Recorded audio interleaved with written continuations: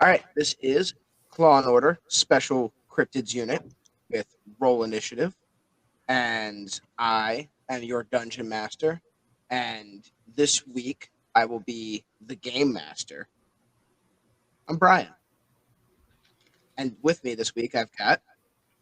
Hi, I'm Ryan. I play Lawrence Aberline, the Dogman of Michigan.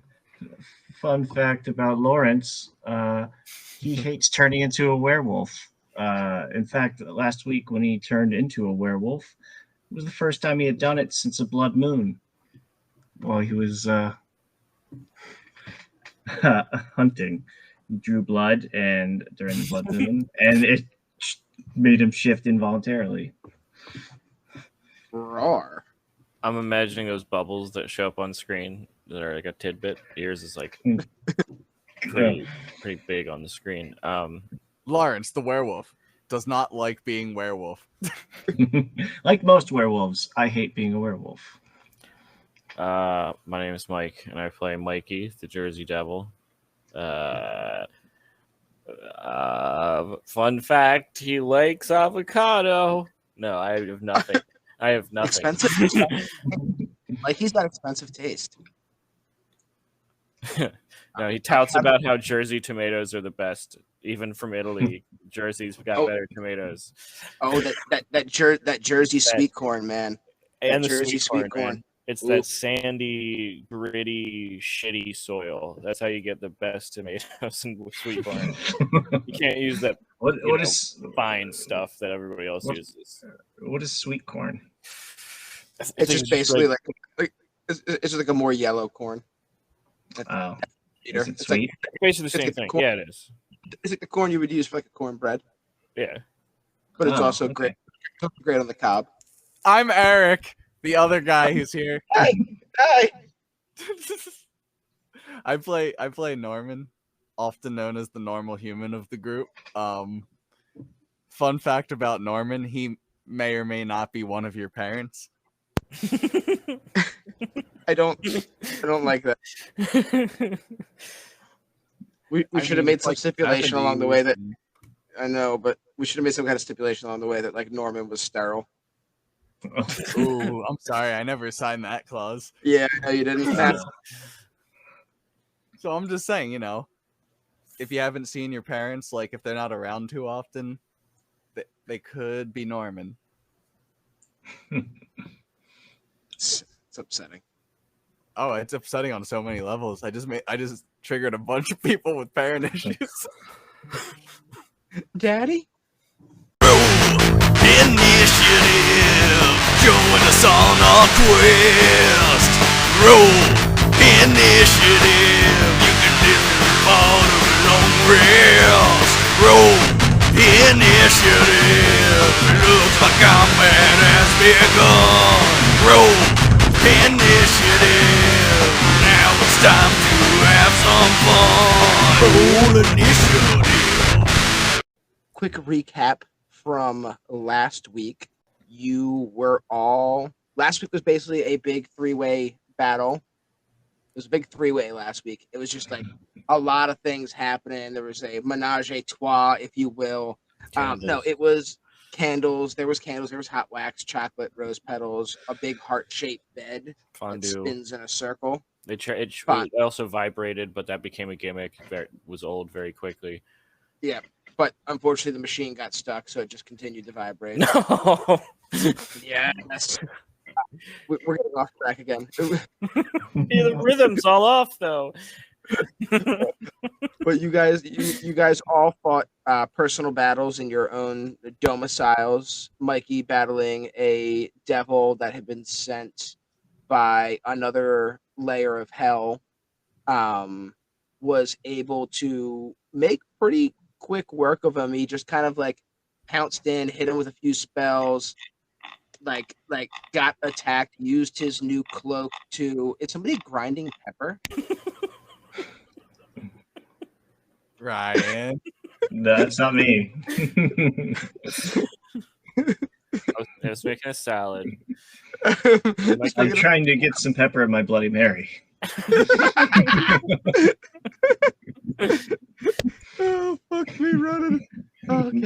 So Mikey used his new cloak to take a damage, blast this dude with some icy step away onto the roof, and then pop back in to finish him off. Well, to reduce him down to exhausted and out without killing him.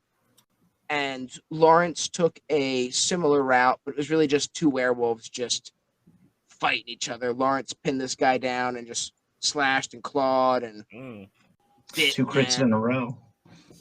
double critted on him.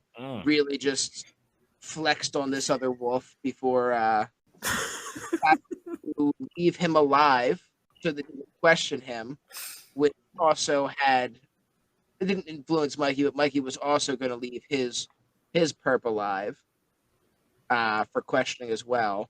And then we go to Norman, who had a slightly different battle. There was less critting and big damage, more just two guys swatting at each other in a cave. Just a couple of wet noodles just falling all over each other. Just flopping around, but Norman was the wetter noodle and did win the day. You saw a polar bear in that fight? Probably. It's one of my go-tos is here's a polar bear. It's been a couple weeks since we recorded that session. But either I was a polar bear or I summoned a polar bear. One of the two is pretty likely. You may have turned into a polar bear. Anyways, you were able to defeat the undead white that had invaded your stash and had knocked over your armor, and you didn't leave that guy alive at all. You did find a note on him leading to basically linking it to Human. Hugh, the other shapeshifter that you had just run into in your last mission, and that he had. You know now that he has some kind of access to the files and knew where you lived and was able to send a servant after you. And Lawrence, you called into the collective to have the werewolf picked up for further questioning. You do know he was a member of your dad's pack. You do know that he was having dreams about you and that he couldn't stop seeing you. And that he had to come find you and try to, the instinct was just driving him to try to kill you. And Mikey, you called your dad with your backup spell, essentially sacrificed the chicken. Called your dad to help you interrogate this devil that had been sent after you. Your dad told you that he was having problems down in hell, in the 9 hells, with one of the other planes, Phlegethos, and that this guy was probably working with them, and he then decided to take him to the 9 hells with him so that he could question him. There was air quotes there, but it's a podcast, so you can't see it. I'm pretty sure he's just going to torture him. You heard the air quotes. You heard the air quotes. Excellent. And that's kind of where you guys were. Mikey, you burned down your cabin. Lauren, and you have other cabins, so you're just going to move out to a different one. Lawrence, you had called the collective to have the offender picked up and taken in. Your apartment is a mess. The theater is a mess. And Norman, your cave is a mess. Your armor strewn. Your kind of sanctuary has been compromised. And that's kind of where we're picking up now. You guys are kind of moving it somewhere else. Yeah, you guys are kind of free to do as you please now. Mikey kind of already worded that he took the few things he needed and was going to move into one of his other cabins. I'm assuming, Norman, you probably have other caves or ideas in mind. You've been around way too long to not have a backup plan. Well, right now, I figure Carl Wiggins probably has at least 3 more weeks before someone notices he hasn't shown up to work or anything.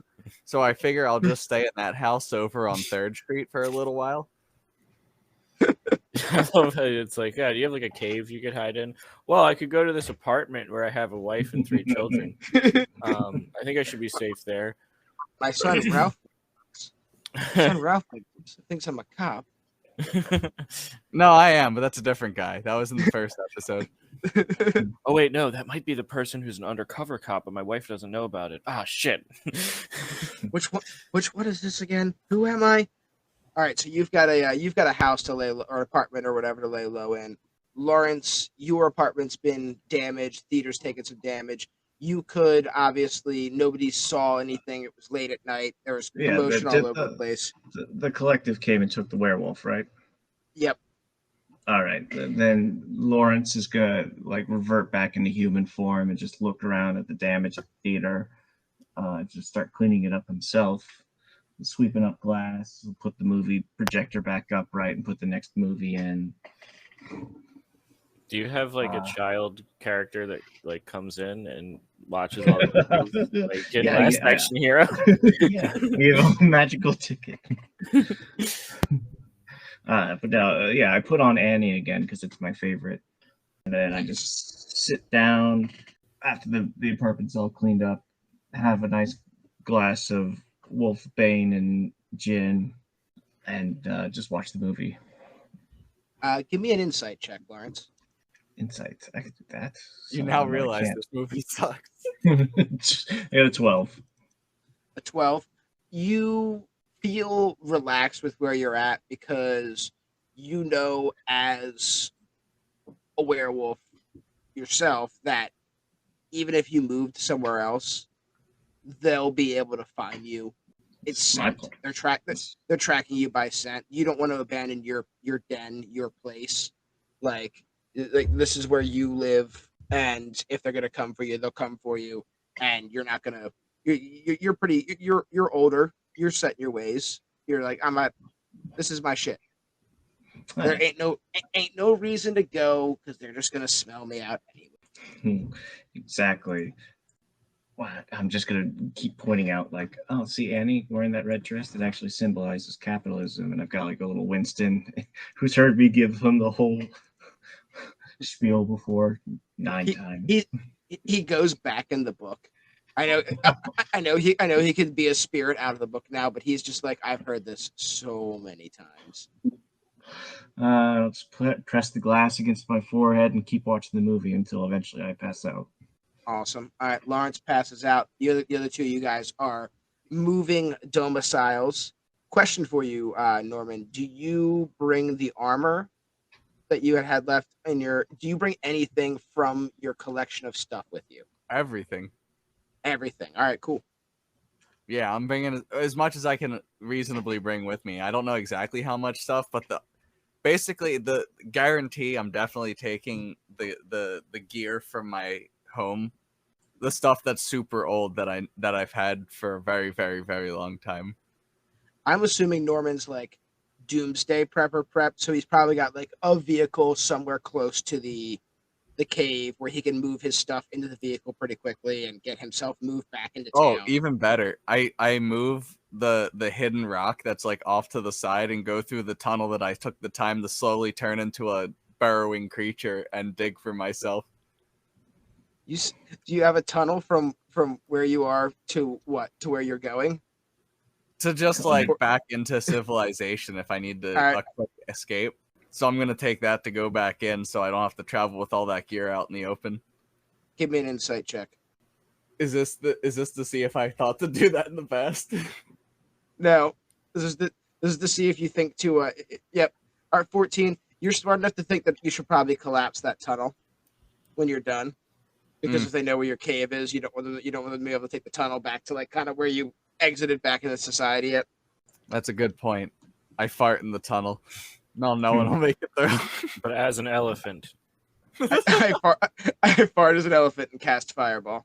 OP. It is devastating.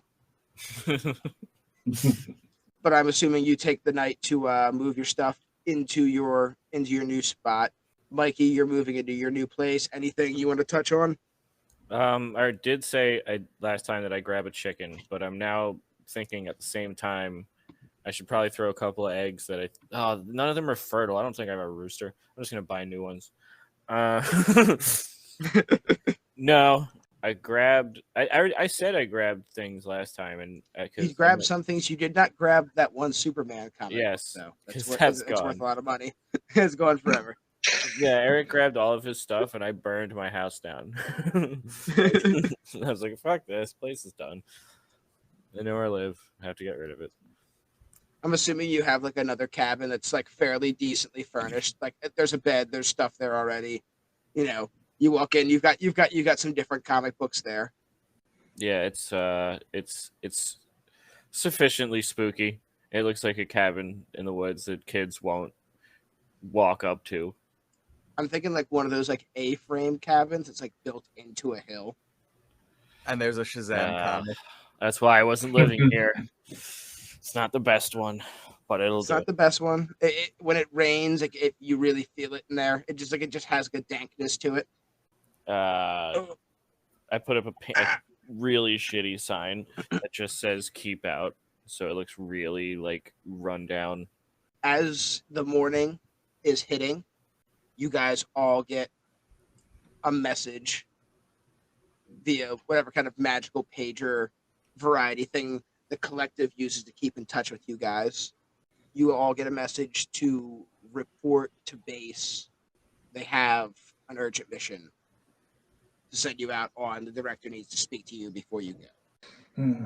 No time to dilly-dally. Call a car and get driven to the base. I let all of this guy's pets go because they were probably starving, and then I leave. The small details of Norman are so hauntingly perfect. There's nothing here. I'll throw some feed to the single chicken so it's like half of a cup. I have a guinea pig that keeps following me.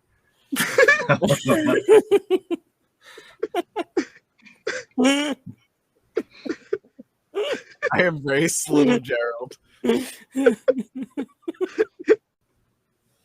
I was about to name my chicken, but I shouldn't do that. If it's your only chicken and you have to sacrifice to talk to your dad, it might be poor to name.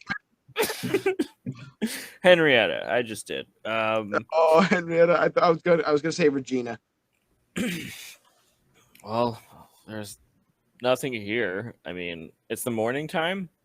Yes. Okay. Sun's coming up. I'm gonna fly back to base, but as I fly back, I'm gonna find a fisherman who's getting the early morning, sunrise fishing done, and I'm gonna scare the shit out of him by making him think he saw a demon, which he did in a tree.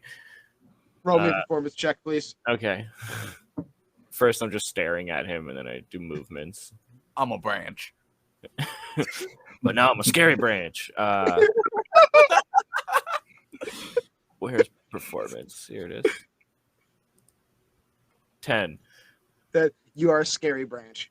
Hey, nothing less. Yeah, he's like, oh, that branch looks weird. Fucking throw something out at like his line. Why's that branch look so weird?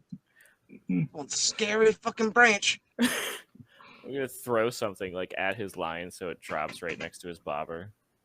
He clocks that. And he's like, I'm getting out of here. And he starts his boat up and like reels his line, and he's like fuck you, branch. And he just hits the motor and just like scoots off. He just keeps looking back over his shoulder at you though. While he's looking at one of those times he's looking over his shoulder, I'm going to fly out visibly, but fast, so he can't see me. It's just a blur, but I'm going to be like a large object flying out of the tree. You see him like he just kind of does he kind of jerks the motor one way, and the boat kind of like starts to like really hardly like fishtail, and then he jerks it back the other way, and the boat just kind of like flips over. There you go. And then I fly away. Fishermen's scary branches. So you guys all arrive on your own time at work, all at the same time. No, I'm already waiting at the elevator. You're waiting at the elevator. Yeah, well, I'm already in the office.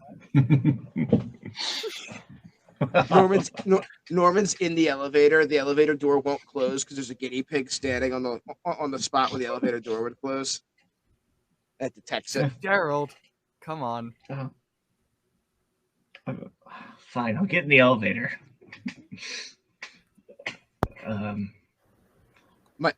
Mikey flies in real fast through the doors. They all just kind of open right at the right time, and he like flies in the elevator, lands.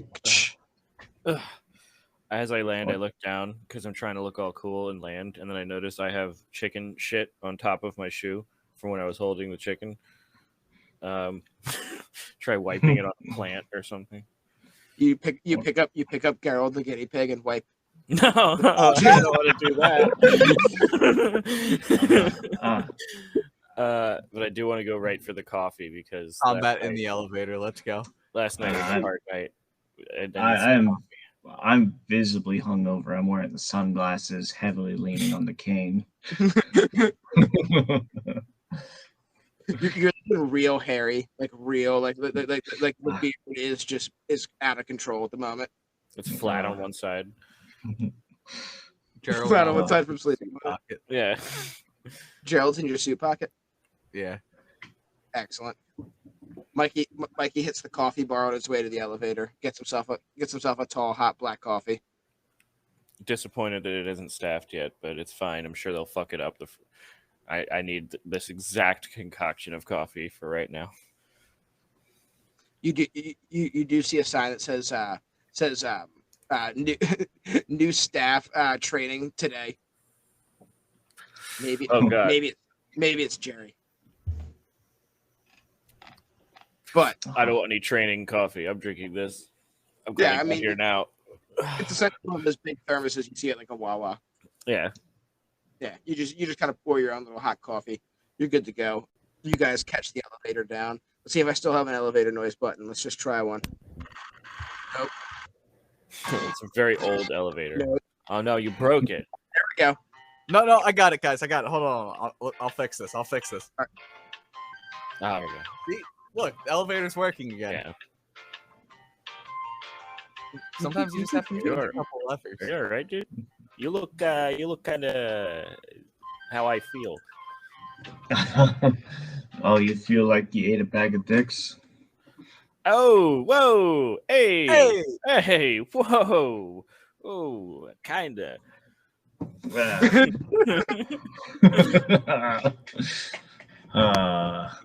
I'm just gonna like kind of ignore it. Him just drop the conversation at that, but I'm gonna use prestidigitation to make the error. I'm gonna use prestidigitation to cover up the scent of fucking chicken shit on. You could use that to remove the chicken shit. Nah. Let's cover up the smell. I'm not gonna bother. You just cover the smell. Just make it smell not as bad. You just cover up the smell of guinea pig and chicken shit in the elevator. Just holding a guinea pig? Just in my pocket. Are you one-handing it? It's in my jacket pocket. Oh. Yeah. Gerald's in his jacket pocket. I was Gerald's scared we wouldn't talk about this and treat it as if it was normal. What what kind of like what colors? Like what does a guinea pig look like? Okay. White's the base coat, and then there's like the black splotches, but those black splotches have like little brown outlines in certain Holy spots. Shit, that's exactly what I pictured. Me too. Down to a T. I guess I explained it right then. Yeah. Great pig, man. Great pig. So you guys, this is all like none of you guys know that any of you were in any kind of fights last night. You don't have to say anything about it. Obviously, Lawrence is keeping quiet about it. But the elevator does descend. Does anybody have anything else they want to talk about before we get off the elevator and get to the director? I mean, you guys all were with each other when you frantically left. I guess Norman wasn't with you two when you left, but you guys both kind of took off. But you guys were both like drinking also. So like you wouldn't necessarily know that anybody else was getting into fights aside from yourselves. That's all I care about. I don't give a shit about what these guys are doing. Whoa. Yeah, I don't care about them either. Yeah, I feel like I'm gonna be playing shit close to the chest. I mean, as far as they know, also, I was just going back to talk to my dad. Actually, it's only Ryan that knows, but because I left that beeper in that special person's jacket. Got a good beeper. Got a great jacket. Discount. That's a real special right there. Buy one jacket, get free beeper. Yeah, Lawrence dropped all of that when his ring went off and he transformed. That's all he focused on after. I'm the Avatar of the Novelties. Yeah, apparently we are having that scene of us just going up the elevator, just like fucked up. Except Norman, who looked happy. He's got a guinea pig now too. It's a net positive. Looks like Norman had a good night. Yeah. I mean, Gerald's great. I was liberating a bunch of animals from a rough spot, and this one just wanted to keep following me. Gee, his parents too.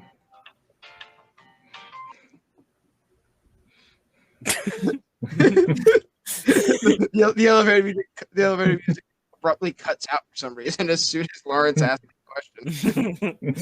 I just take a sip of my coffee and I just keep staring. Like, I don't think it's that weird of a question. And then the doors to the elevator open.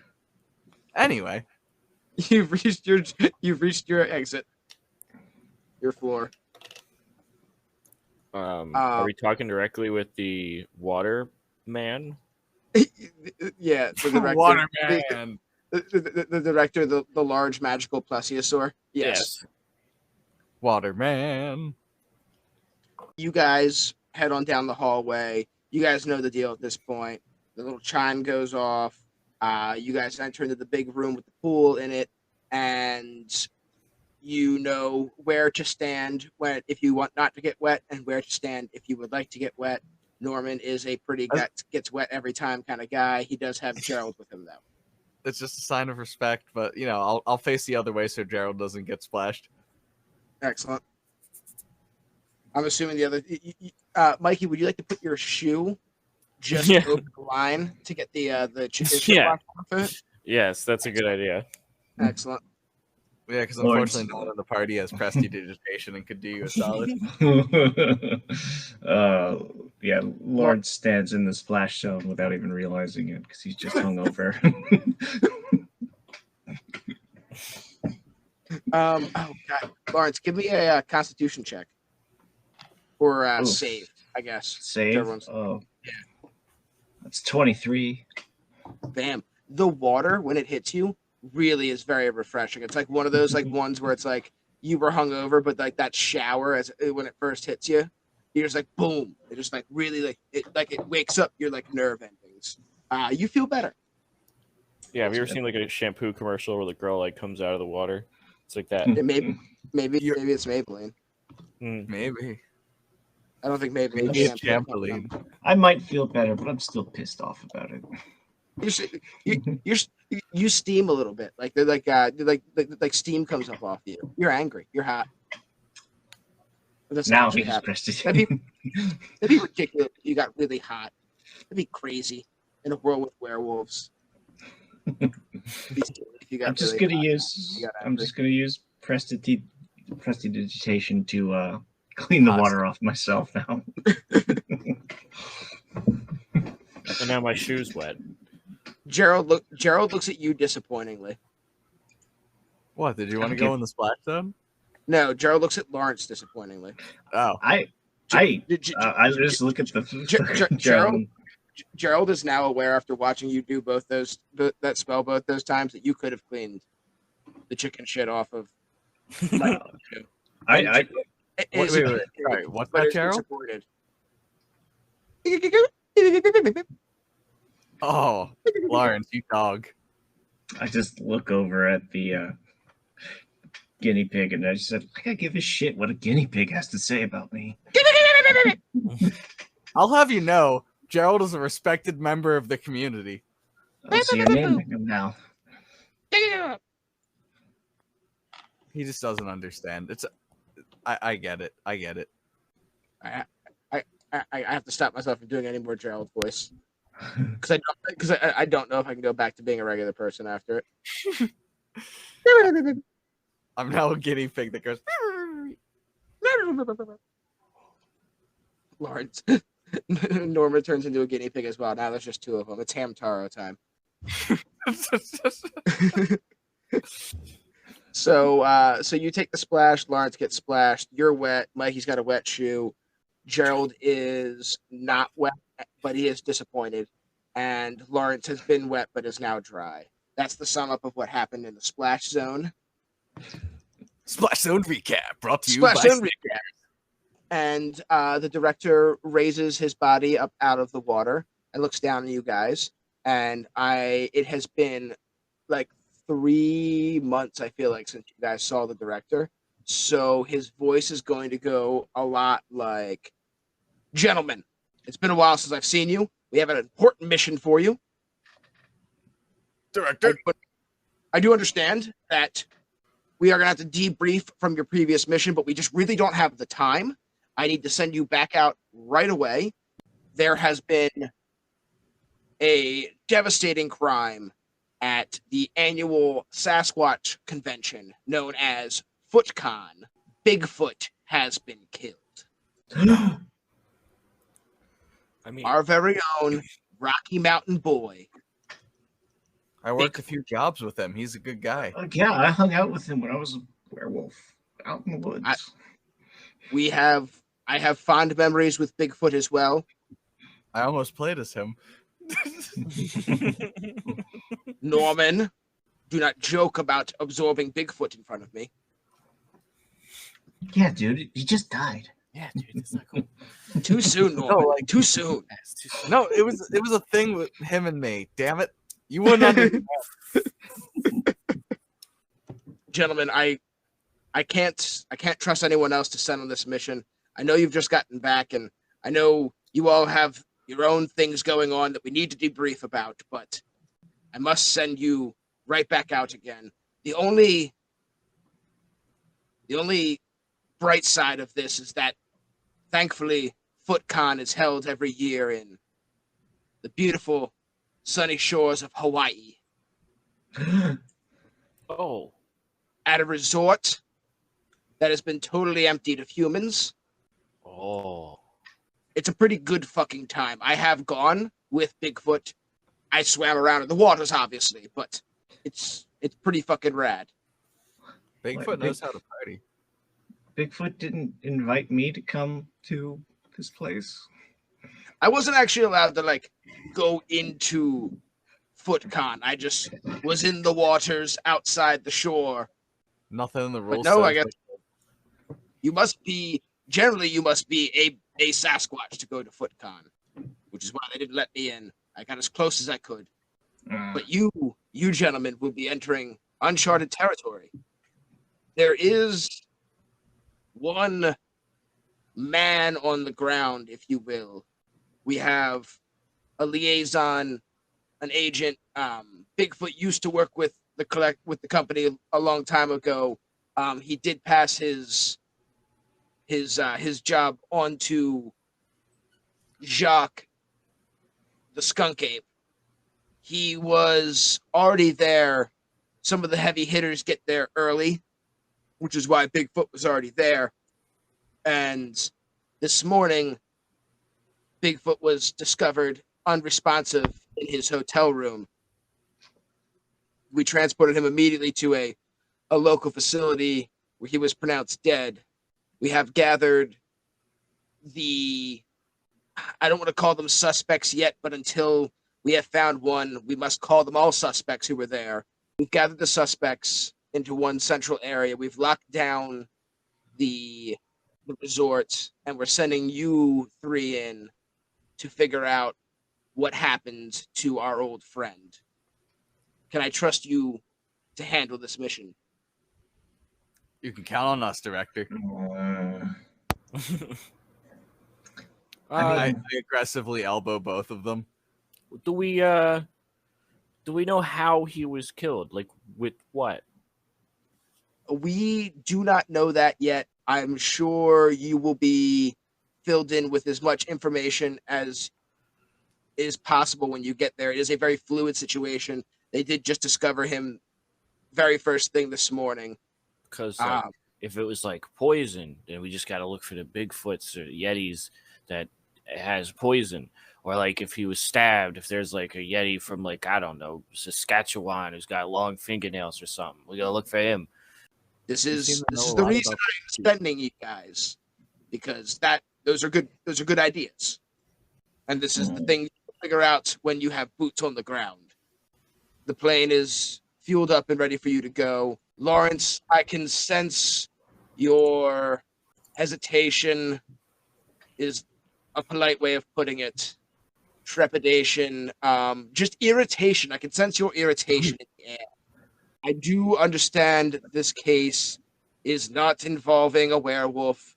I do promise you that I have something lined up for you, especially considering recent events.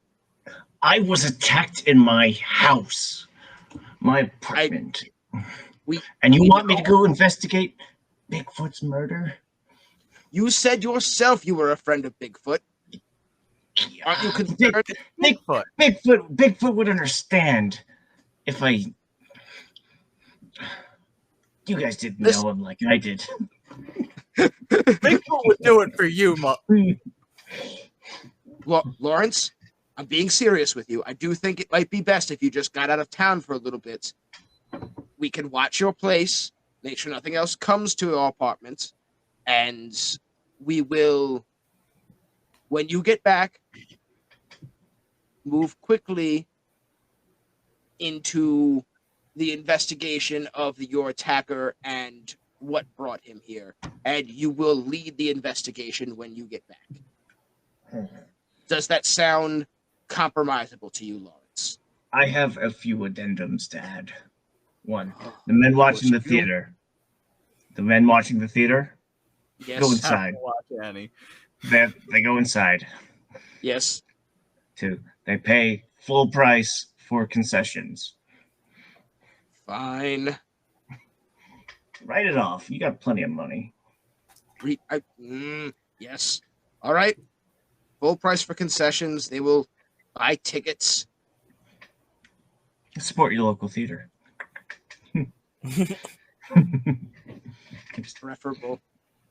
Preferable to standing guard, I guess. They can watch movies. Undercover Movie watching. But gentlemen, time is of the essence. Is there anything else you need from me before you depart? I want to be the first one that talks to the werewolf I caught when he wakes up. So you want us to just not talk? All right, we're just gonna. How long can they go without eating? Forever. What? Seems crazy, but all right. We're just not going to feed him. I'll let Jackson know to just not open the door and nobody talk to him. Wow, he's gonna be in a great mood when you go to question him. That's why I come in with a big fat cheeseburger. You son of a bitch. But with that, you guys take the express elevator back up. I wish I had like a really sped up version of the song, but I don't. It just plays at the regular speed. You guys board the plane, and it is taking you to the bright, sunny shores of Hawaii. And I'll explain to our listeners, we're doing a weird kind of take on a murder mystery clue game. So I'm going to have each one of you guys roll me a D8. How about we have Norman, you roll me a D8 first. Oh, yeah, I got that nat 1 for you, baby. All right. So... Because I touched Wonderful. Wonderful. I love it. No. This is great. You think that's a negative. I see that as a positive. All right. With that, let me have... I'm the killer. Let me have Lawrence. Lawrence, if you can roll me D8. Got a 2. Oh, shit. Bring it around, baby. A 1 and a 2. A 1, a 2, a 1, And then 2, Mikey, Mikey, if you can roll me a D8. Oh, A 5. 5. Right.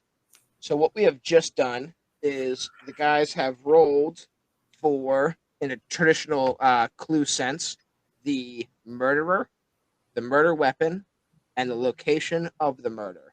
I did not know what they were going to be until these guys just rolled for them.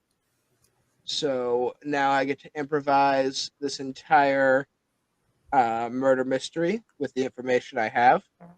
Oh, we just selected the entire murder mystery here, and the way the area is set up at the resort is very much like a clue room. Or like a clue board. There is actually, the clue board's not quite this this geometric, but it's basically a square made out of 9 boxes, with being in the very center. The lobby is not a place where the murder could have taken place at. The lobby is just the general holding area for all of our suspects.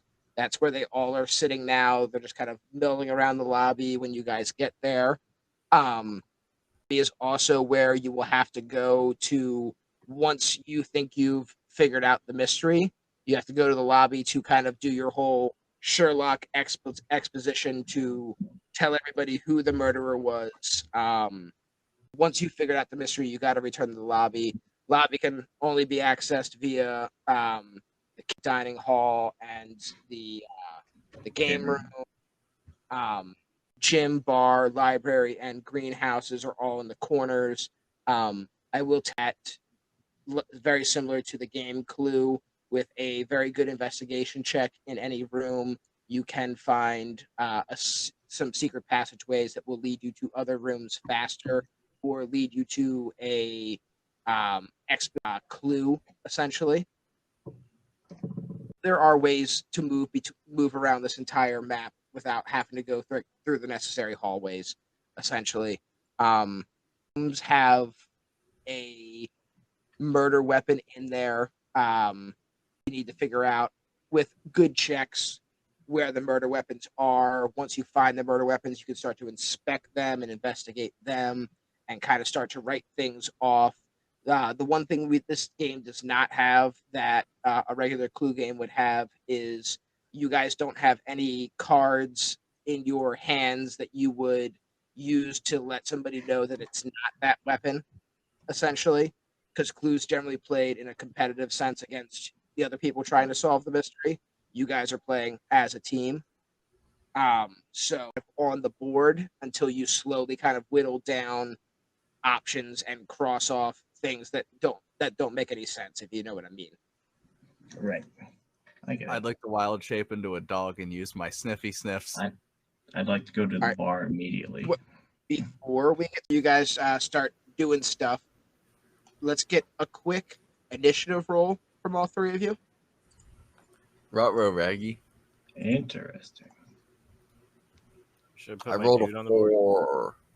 I'm not. You guys aren't necessarily fighting anybody yet. I'm just. And that 21. I just thought maybe I should do that. Right. I fight No, Lion. You can put your guy on the board if you'd like.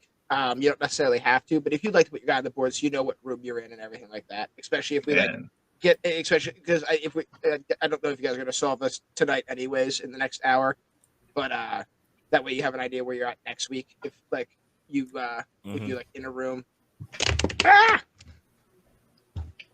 Dropped my marker. Attacked by a predator. We've lost Brian. Superior print. Someone's parents are now Norman. Damn it.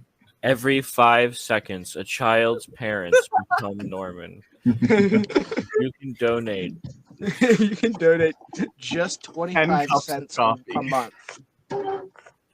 We can stop 25 cents a month. You can help stop Norman from impregnating becoming people. your parents.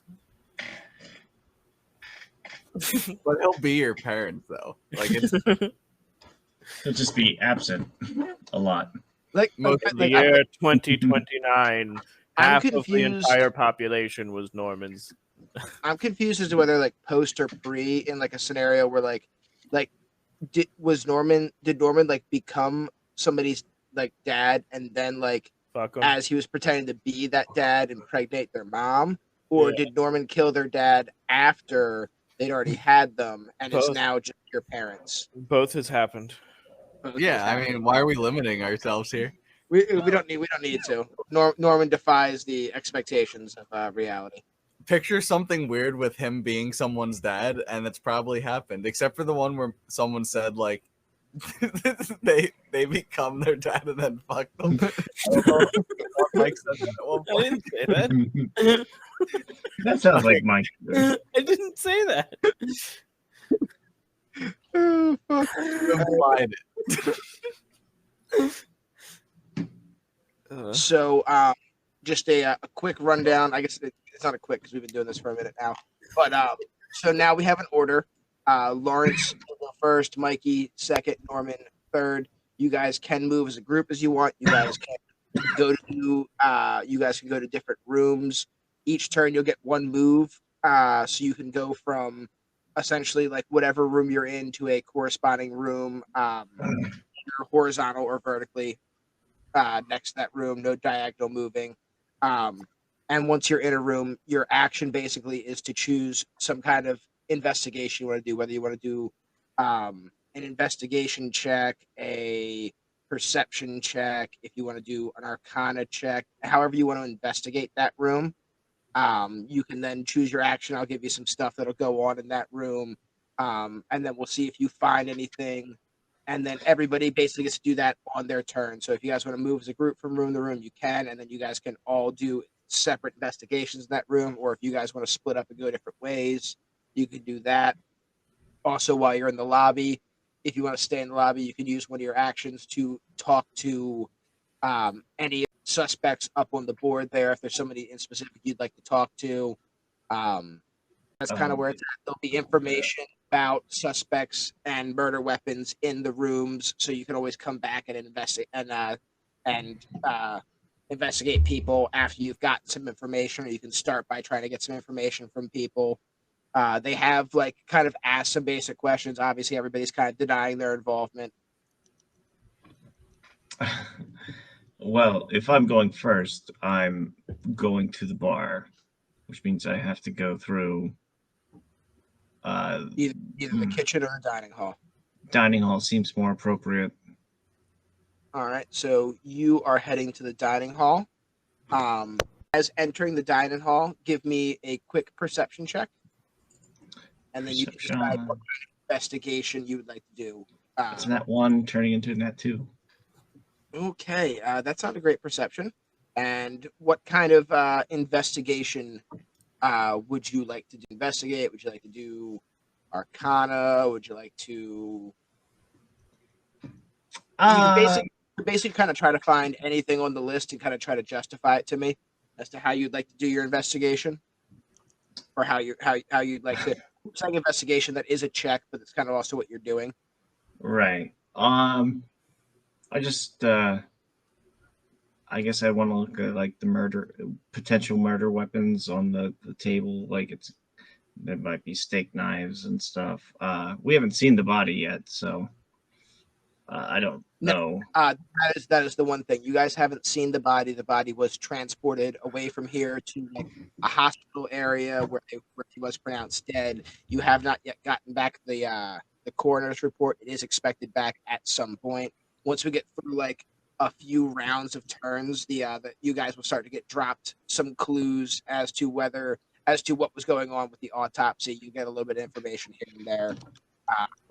Give it to you. No matter what, Lawrence isn't paying too much attention. He is focused on getting to the bar to fix his hangover by, drinking more. All right, so you're checking. You had a bad perception check, and you're checking the dining room table for knives or any kind of like murder weapon. Right? Yeah, but I guess did they stop serving? Are they still serving food? There's no food out currently. there is a set dining room table. There's minimal staff here. People are. This resort and is owned by family, so there are some already retired, kind of like living in the islands. Here, Bigfoot's here that are like taking care of the facility. So there is so, still. But I imagined like a big dining table in this.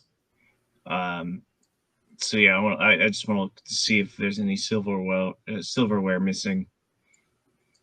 All right, give me a quick investigation check. That's a 23. All right, so you take a look at the table, and you see every setting is perfectly there. It looks like they really haven't been touched.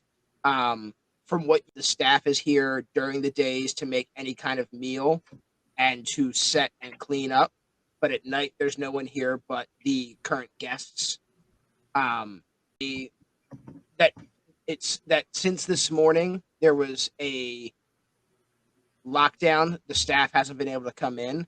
Everything is still set from the night before, so nobody even seems to have eaten in this room from the night before. Nothing appears to be missing from the table whatsoever. And you do look, it looks like it's mostly a light setting. It's like it's a fancy setting. There's a dinner fork and a salad fork. There's a soup spoon, and there is like a butter knife, but like there are very like dull serrated steak knives next to them, but not something that you would like. They're like rounded at the end, kind of like at a diner. Not something that you would use for stabbing. Yeah. So you don't find anything on the table really out of place. There is some big, like candelabras, like just holding a bunch of candles that are through various stages of burnt. None of them currently lit, but none of them have been moved either. You notice around the room that there is a lot of tapestries along the walls, and a lot of tapestries, but there's no sign of like blood or damage or anything like that in this room. Right. Nothing that suggests murder here. No, it looks like there's some like tearing to the tapestries, but nothing that would suggest that there was like any kind of murder that took place in this room. This room is very pristinely clean. If you took a like if you were to investigate with such a good investigation check, if somebody were to take a look specifically like around the tapestries, you might find some information about those on another turn. But like again, there's no blood on them, so you're keen enough in your senses and your investigation in this room to be able to tell that there hasn't been a murder necessarily in this room. It doesn't look like, and it doesn't. You don't smell any blood in this room. Nothing's really very pristine in here. But you're like low perception check walking into the room. You didn't really know what to investigate per se, so you've just kind of taken a general look. You have kind of narrowed it down as to what you would want to look at in this room, but it's not really pertaining to a murder per se. It doesn't seem. Yeah, I'm walking to the bar, so I just noticed none of the knives missing. So yep. So that was Ryan. That was made his way to the dining hall, on his way to the bar, and that does bring us to Mikey. To anywhere that is from the lobby outwards, so theater, kitchen, theater, game room, dining hall. Since he went that way, I'm gonna go to the theater. All right, cool. Once again, I can't move. Yeah. All right, do me a favor. Give me a quick perception check as you enter. That you look at stuff. It's a 1. We got a 1. All right, That again, you guys are just kind of walking like blindly into rooms. Oh, look at these walls. Those are fancy. This place So is nice. as you enter the theater, it does have like those nice pleated kind of like felt walls that a theater would have. There is a like a small stage up front with a little like pull down screen behind it, so it looks like it kind of could accommodate like a comedian show, a singer, a small troupe act, or they can also show movies in here. It does have an style of seating, and up to the very top of the room, there is a little cutout area where there's a projector room behind it. If Lawrence, he'd be like, this looks like home. But the other part of home, which is the bar, get with a 1 perception as you walk in. To investigate this room, do you want to take a look around with an investigation? Do you want to try to sense any kind of magical misdoings or anything like that with an Arcana check? Yeah, I was gonna actually just see specifically. Yeah, anything that I can't see with my naked eye. Anything Arcana related. That is sort of my bag. It seems like I'm the Arcana detective. My my pendant. 18. All right, so with an 18, your pendant gives you kind of a blankness to this room. Get a kind of a tug and a draw from your pendant towards the library. You can you know the kind of the layout of this area. There is signs up, and it is drawing you southwards towards the library. It like kind of like a tuning fork, kind of like points you towards that doorway. As you leave the room, there doesn't appear to be anything innately magical in this room. There is just a lot of like the up towards the projector. There is a slight sense of an Arcana. You imagine that's probably some kind of spell in regards to the self and maintaining like the images, like if they're doing any kind of like on the back screen for some kind of play, because this is a known kind of like supernatural resort per se with these Sasquatches.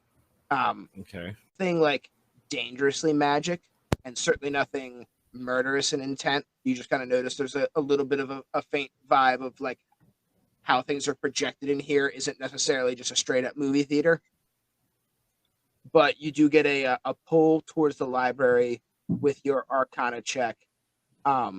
Get with the nat 1 perception and the 18 Arcana, you get a pull towards the library. There's not a ton of magic going on in this area. You're looking for in this sense is you just kind of like tuned into the magic in the area. You're not kind of like looking under chairs or checking up behind the stage or anything like that. Your pen is just kind of pulling you towards the library.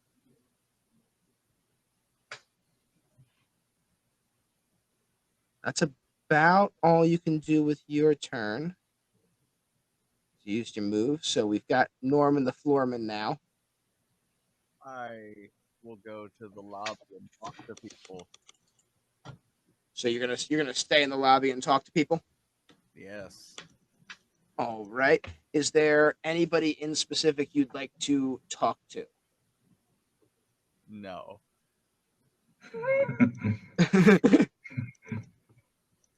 All right. As you walk in the lobby, you notice, you look around and there's a bunch of big fucking hairy Sasquatches in the lobby. F.OO.T is much. Yeah, F.OO.T is about Sasquatches. It smells in there. It smells like big hairy dudes, and everything like that. Most of these guys just landed like yesterday, and they were all kind of getting settled in. These are all the heavy hitters, the bigger names, or at least kind of like the higher ups in all of their areas kind of spread around, and they all kind of get there a day early to shoot the shit and have a drink or two and kind of like cut loose before kind of like some of the minor lesser squatches get there. And they don't want to like, look like fools in front of everyone else. They get like a day or two to cut loose before everyone else gets in. And then when everyone else comes in, they're big bosses. You have to be an alpha dominant male or an alpha dominant female in some Sasquatch circles. And you can't be seen as drunk on the job when you're running around with these many apex predators.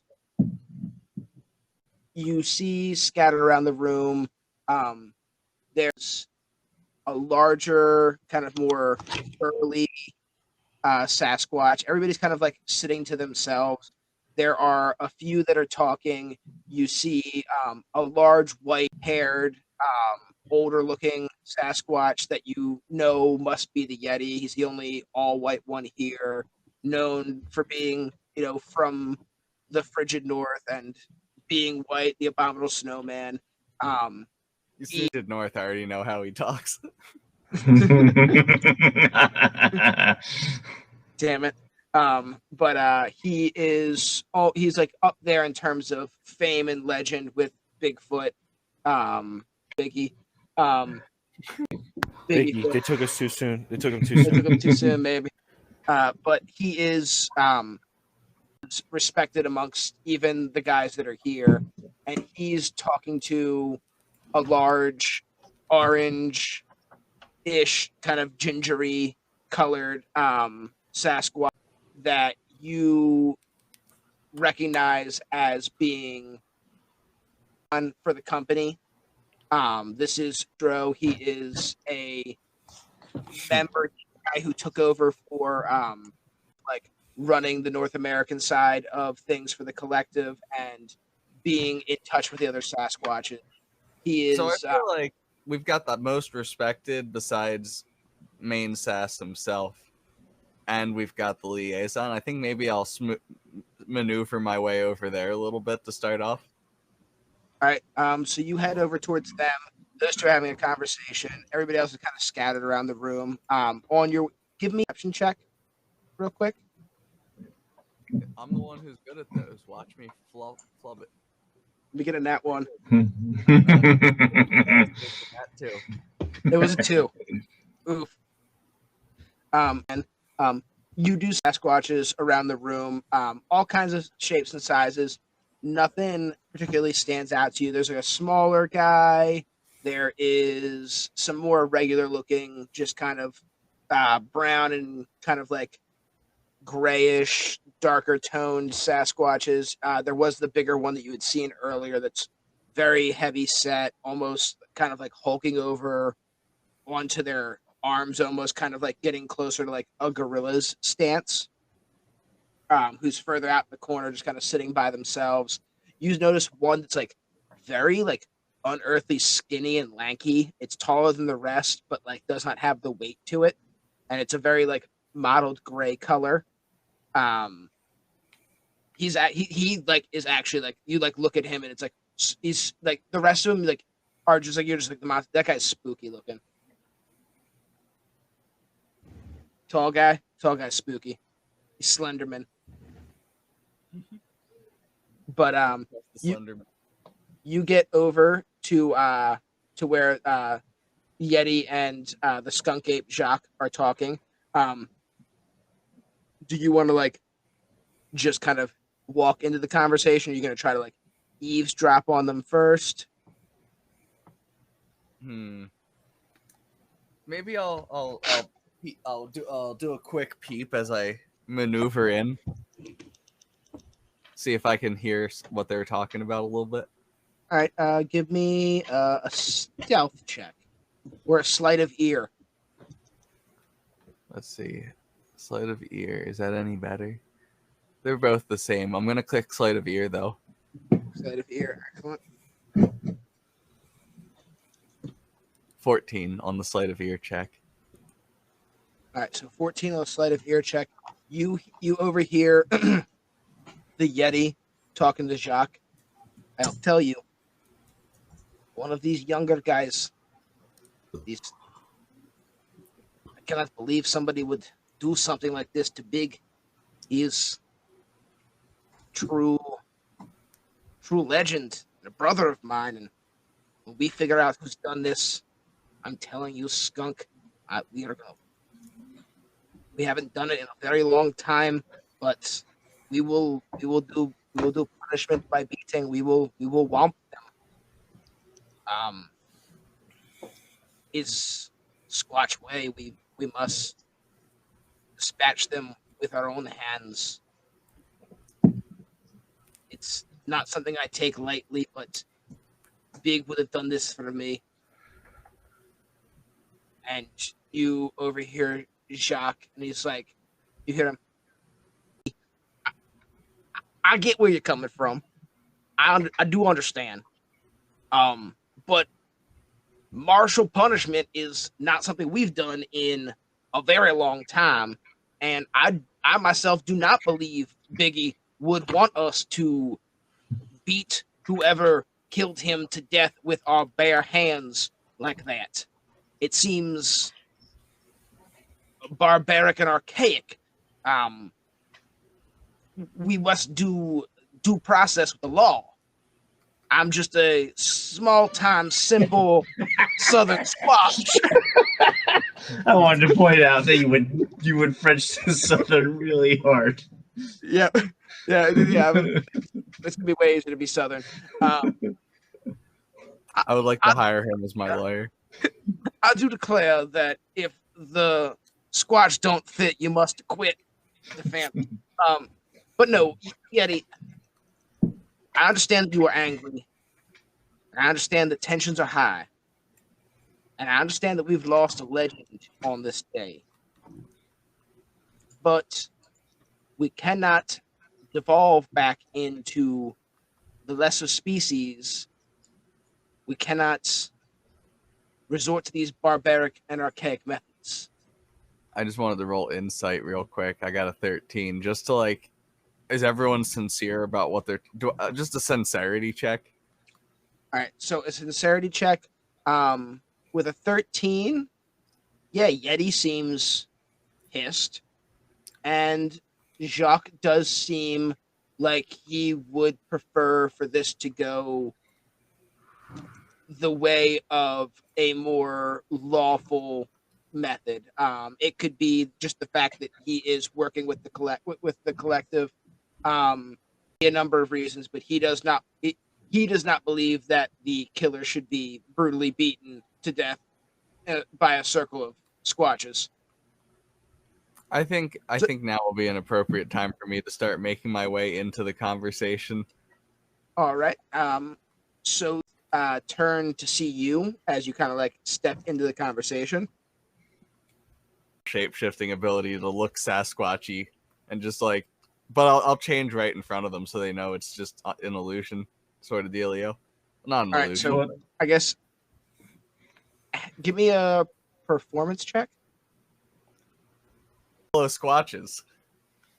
All right, so you kind of turn into a pretty perfect Mini like blend of the Sasquatches that are in this room, but like a smaller version of them, a little bit, not like too big, but like just a little bit taller than you actually were. And the Yeti is fucking like surprised. He sees you do it, and he's like, oh shit, what is this? And Jacques turns, and he's also like surprised by it, but he's been with the collective for a little bit. You have probably met him at some point, but he may not have ever met you as Norman. Yeah, that's fair. That's how Norman. You do like to kind of like bebop around as other people, even when you're in the collective. When you get away with it. 7-Eleven clerk, all those things. Yeah. So you know a little bit about him and recognize him. He knows of you. He knows of the other agents and of like skill sets that people have. And you're a legend within like the collective. You've been there for a long time. You've been employee of the month for a while.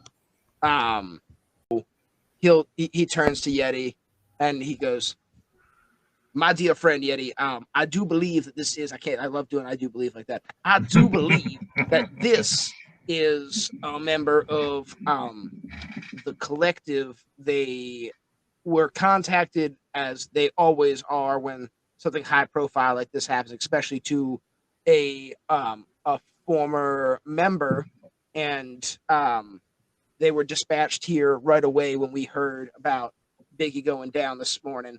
Um, this, I believe, would be, if I am correct, Agent Norman. Yes, Agent Norman, normal human at your service. Yes, this is Agent Norman. He is what some might call a shapeshifter, I believe.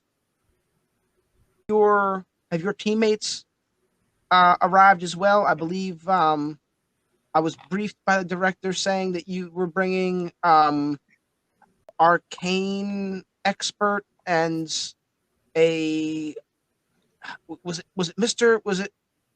Lawrence, the wolf detective man? Oh yeah, they should be arriving shortly. All right, excellent. It's good to know you're here. I'll give you a quick briefing of the scenario, and that is that I have been told mostly nothing. I've been stuck in this lobby here. I know that they found me this morning in his room. It looked like he had most likely been placed back there after whatever had happened to him. They rushed him immediately to the hospital. They have not given any variety of a autopsy report to me yet. Actually, to be honest with you, I've been strangely left out of the loop since I've been sequestered to the lobby here, and just been. They probably don't want to taint your investigation with outside knowledge, just so you can get a fresh perspective to report back to them later. Yes, that must be it. I'm here to infiltrate these guys and figure out which one of them did it. That's right. You're He the one says that kind of like quietly under, like behind his hand, kind of to you. Yeti is still kind of standing over top of both of you guys, and he was like, and he looks at you and he's like, so what will you be doing for us? How will you be expediting finding Big's killer? I am obviously very upset about my brother in F.OO.T. And for the record, I do believe when you find out who it is, you guys should just pummel him to death, gorilla style. See, this is he turns to Jacques and he goes, this is the kind of this man right here. He understands anger, and he understands the way of the Squatch. Yeah, man. Bigfoot was a brother to all of us. Amen, brother. And then he like pours a shot of vodka for both of you guys. There's a tiny little bar in the lobby. Oh, what? I wouldn't have gone to the bar if there was a bar in the lobby. I have a great time actually getting served because I went to the place with people. It's just like a little wet bar, and he pours you a little shot of vodka. And a shot of vodka. Prost. Prost. Too big. Biggie Foot, man. He throws it back. I stand up and I throw it. You just throw it. No, I'm just kidding. I was just gonna say my guy starts fucking twerking. Do you actually? No, does Norman actually drink it? I'm curious. Yeah, I'll drink it.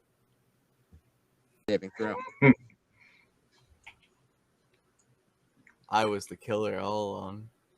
It was drugs and alcohol with the killer. Oh yeah. You make the you make the face, like the I just took a shot face. You don't get away with like taking it like a man. You make that real scrunched up face when you take it. He looks at you like, yeah, maybe not full Squatch. Maybe maybe like half Squatch. Just something in the air. like champ. He took shot like little boy. I'm protected Squatch now. One more insight check as your turn kind of wraps up here. 11. Yep.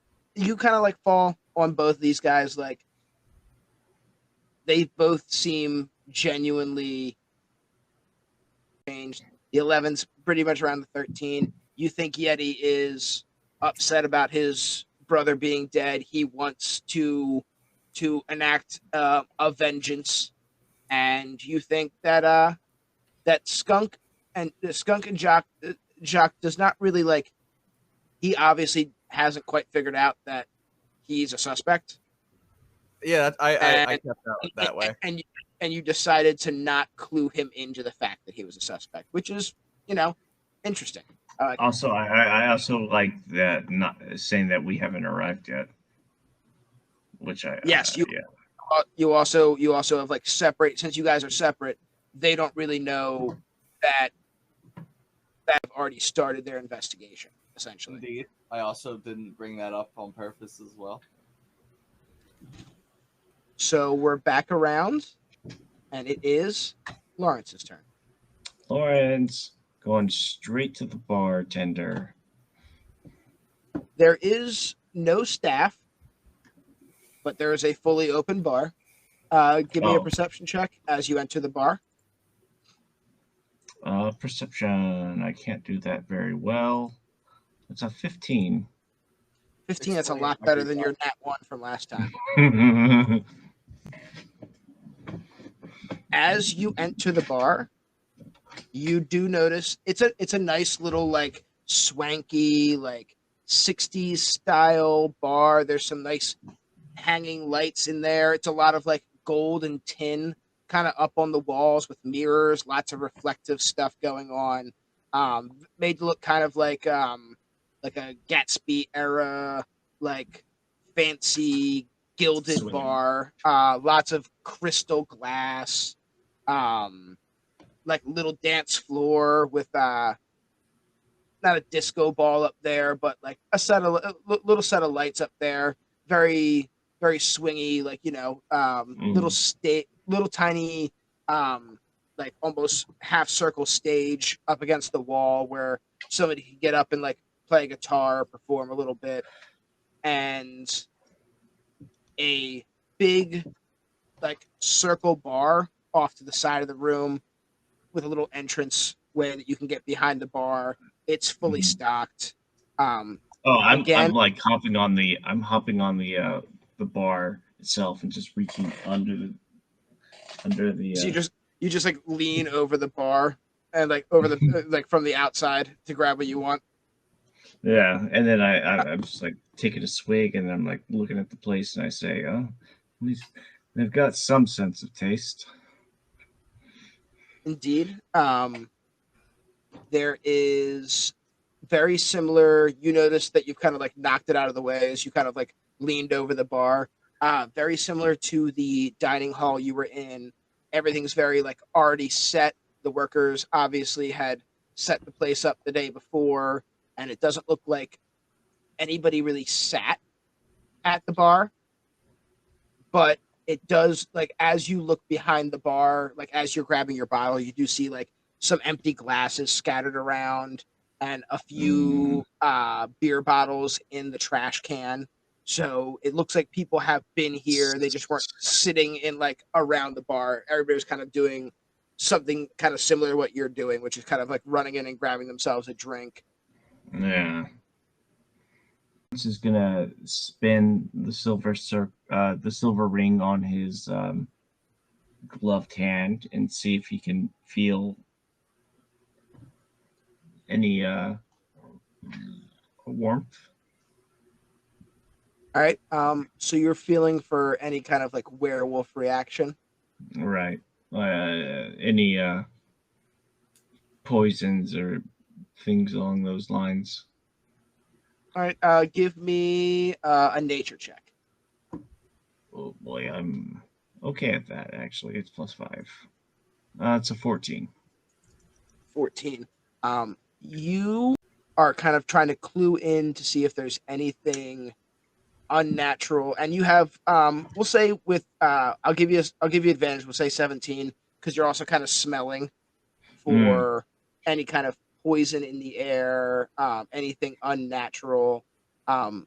Ring to see if you can't feel for any kind of presence, especially after your experience from the other night. You're kind of like on edge about whether your dad's pack is following you. It's a lot easier to track a werewolf because of the scent thing. If there's one, there's two. If there's two, there's three. If there's three, there's four. If there's four, there's more. Boom. But you don't feel anything with your ring. There is maybe like a slight faint like vibration to it, but it's tough for you to tell. You're very hungover. It's just kind of like trembling, or if you're actually feeling something in that sense. But with I did your put nose, the wolfsbane in my. You did put wolfsbane in your drink earlier, in your liquor. So you're kind of like doled out a little bit too. With your nose, you do get a slight smell of that same smell you had earlier, the wolfsbane. It's similar to that, but it seems almost like more noxious, like a stronger, more potent smell to it. But but if it makes sense, it's faint. Like it smells more like potently dangerous than like what you use to like dull your senses, but it doesn't smell like it's close by.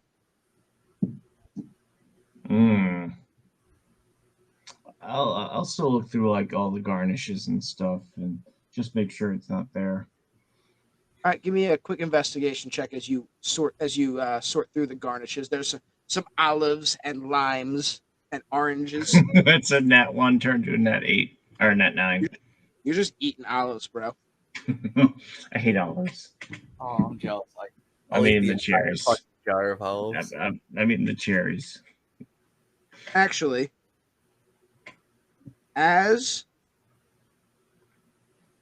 give me a Constitution save, because in that one you do just kind of like there's nothing here really.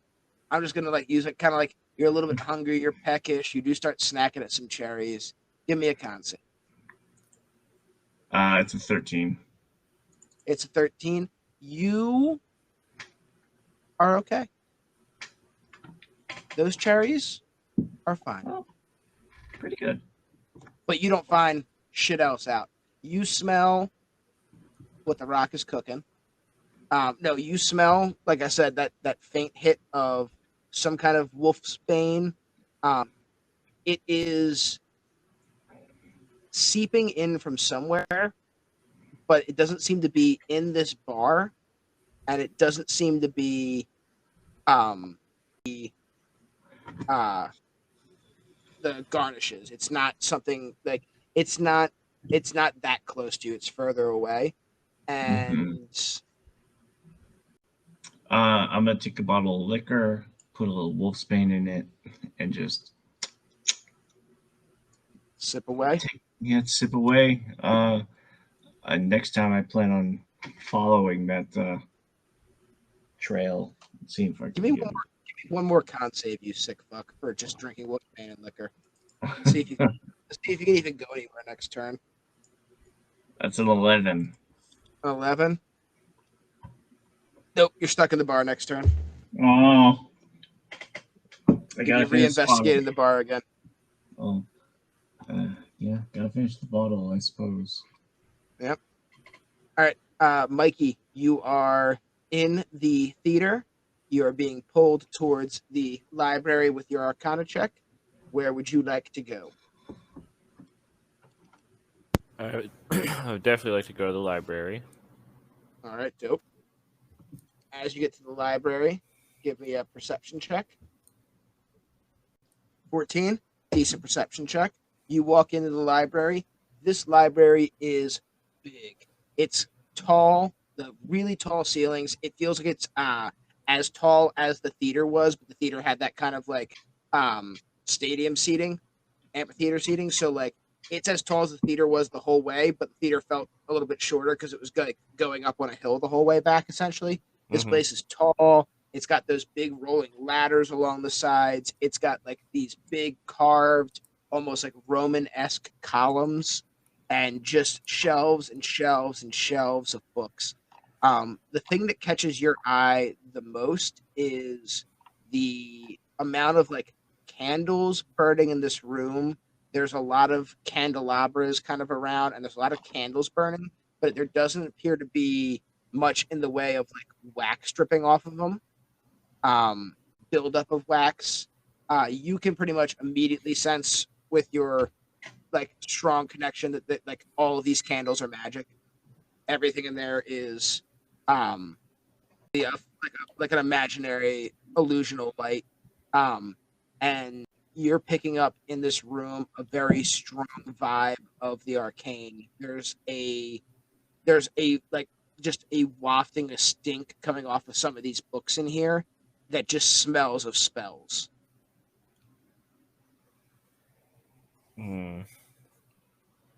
Is there any blood on the ground as if this might be the area? Would you like to do an investigation check? An 18. All right, with an 18, there is, when you're walking around the room, you start to notice like a drop of blood here and a drop of blood there. So you kind of start to follow the blood, and it starts to like make a circle almost, and then some shapes within it. And as you're walking it, you realize you're walking the outside of some variety of magic circle. And give me a quick dex save. Investigation. You kind of saw what you were doing. 21. Didn't need it. Yeah, 21 anyways. You're able to jump out of the way as you watch this kind of magic circle try to close around you. Appear to have stumbled upon some kind of trap. You don't know who set it. You don't know whose blood it is. But you have definitely found some kind of magic circle made out of blood in the library. A library that already has a very strong magic-y vibe to it.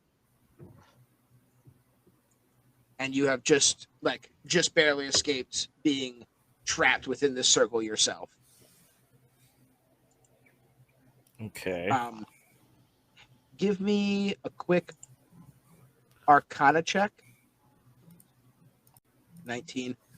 You kind of like go down to a knee and like kind of like poke the magic circle a little bit. It like fizzles and hisses because now it is it's activated. You can't really enter it, and the same way you wouldn't have been able to leave it if you'd been inside it when it activated. It hizzles and fisses at you. Fizzles and hisses. Hizzles and fisses. And you like reach down and just kind of put your claw in the blood. It's on the ground a little bit and like scrape a little bit of it up, and you give it a sniff, and you can like it smells really similar to you, familiar to you, and you kind of like feel the power coming off it, and you just kind of like instinctively just give it a wee bit of a lick. That's chicken blood. That's chicken blood. Okay. Somebody used chicken blood, similar to the way you would use chicken blood, to cast a spell. Not any kind of communication spell, but Something. some variety of magical circle to restrain something. Magic circle. Is there? You don't really have any other actions you can do at the moment, but you have found out a decent amount about the library, at least. It'd be tough to say. It doesn't, like, from your good investigations and your Arcana check, it doesn't look like a murder took place in here, but it does look like a trap was set for somebody that could have led to a murder. But it doesn't seem that the trap was ever sprung until you got there. Okay.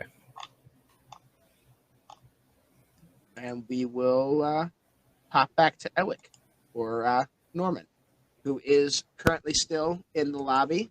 You just finished talking with Yeti and Jacques. What would you like to do now? You want to talk to anybody else in there? You want to get on the move?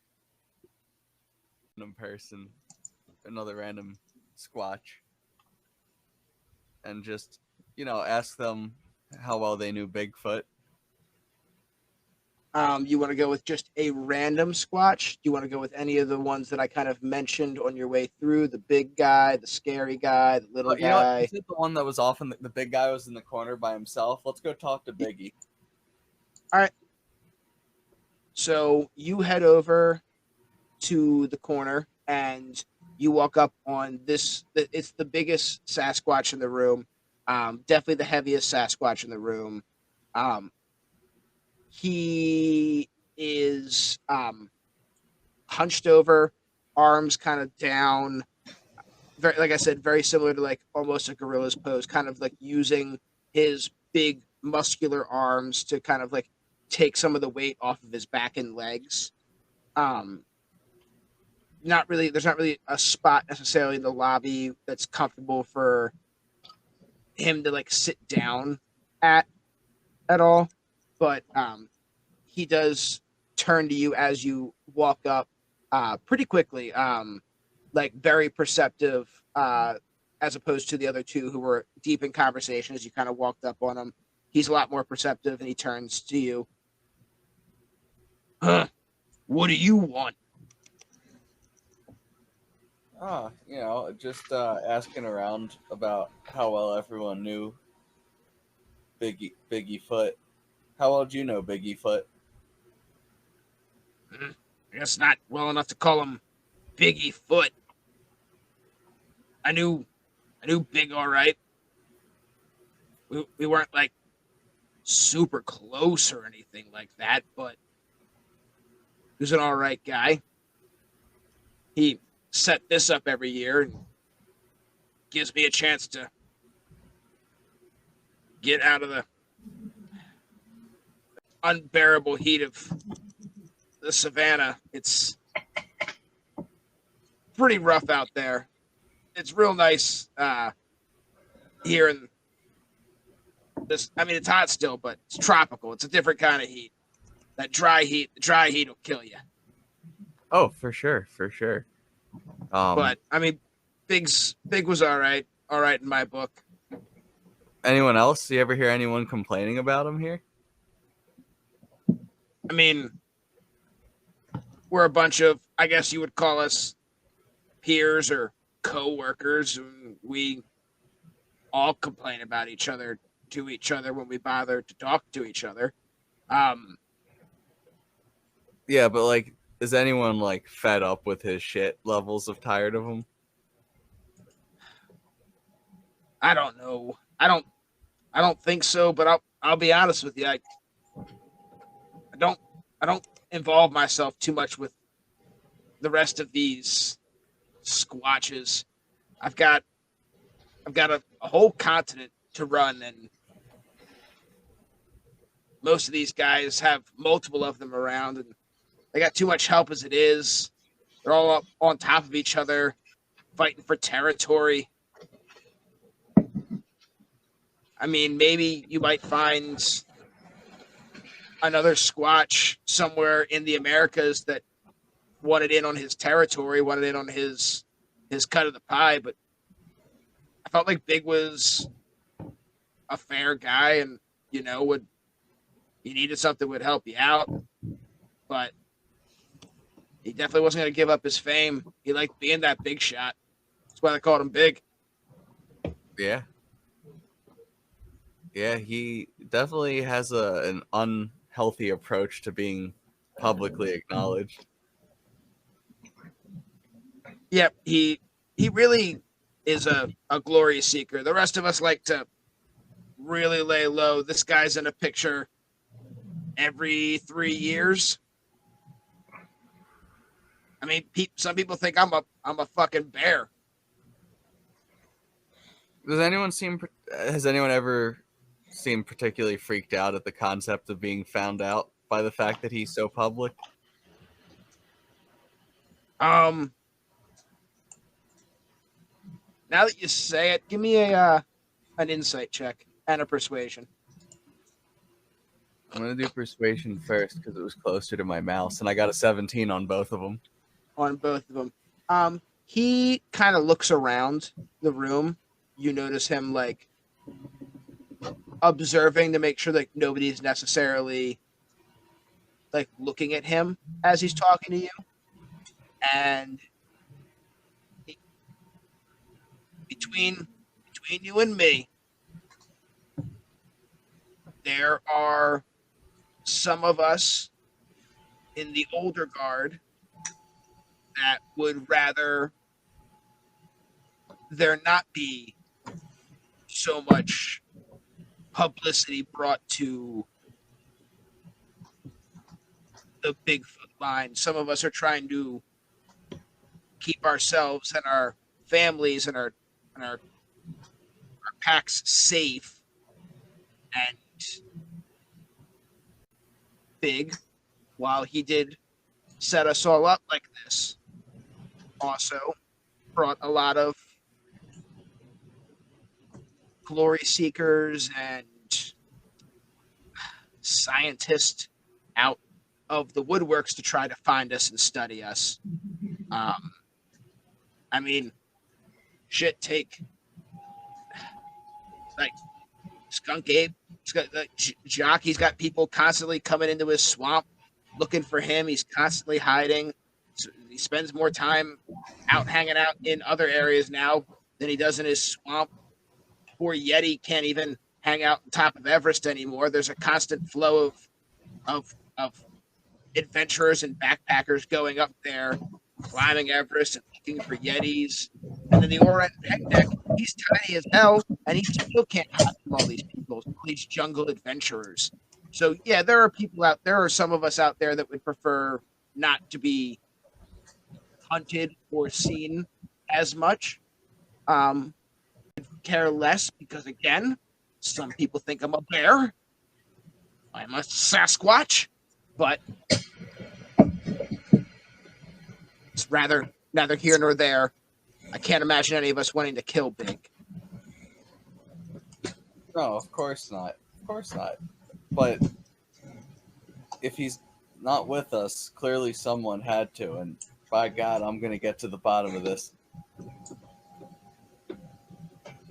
All right. You still have a move if you'd like to move out of the lobby into another room. You can't really do an investigation at the start of your next turn, but if you want to stay here and keep talking to people on your next turn, you can do I know that who too. my next person is. I'm talking to the orange Adirondack.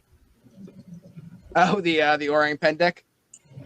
Yeah, well, based off my investigation so far, there's 4 members of the old guard, 3 of which I feel relatively safe with, and 1 of which is bothered by the publicity I haven't talked to yet. So let's see what's personality's like at least before I leave the room. All right, I dig it. I like the way you guys are playing it. This is about midnight. We'll pick it back up next week in our investigation. Lawrence, you'll be up first. You're obviously still stuck in the bar because you're drinking the bottle, but you do have a scent kind of trail going out of the bar. So maybe a better investigation will help lead you on that trail. Yeah, I'll just send Winston out. Oh, yeah, you could also send Winston out as well. He would definitely. And next week we'll we're probably gonna get our first clue coming in from the autopsy, and there might be some scenarios where your poor perception checks are gonna start to. I didn't want to drop anything like real heavy on you guys on your first couple room checks here. You just kind of have not been able to find much stuff at all, but with some poor perception checks, you might be running into some trouble in some of these areas, especially considering Mikey just found a trap in one of them. Wait, I Yeah. saw a tile that set off a nuke. Whoops.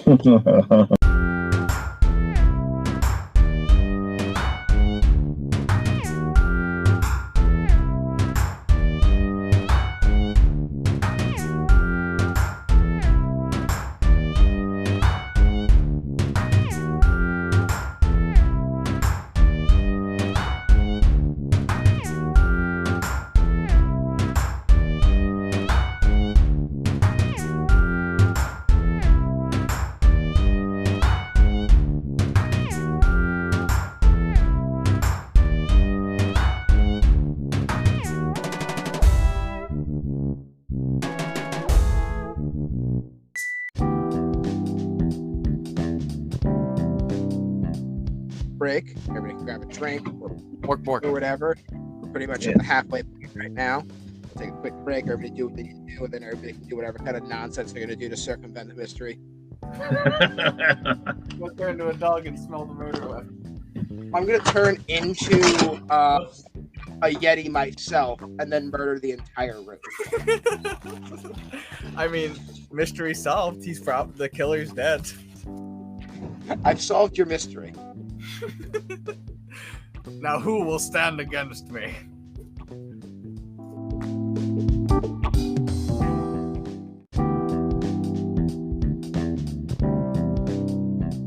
Oh, yep, there it is. Did the mic pick that up? Yes. Is that a pirate? Yeah. Oh, okay. I just assumed your floor was creaking. No, man. I've never heard his floor creak the whole time we've been doing this. Yeah, it's a mighty loud floor. Did somebody cracking pepper?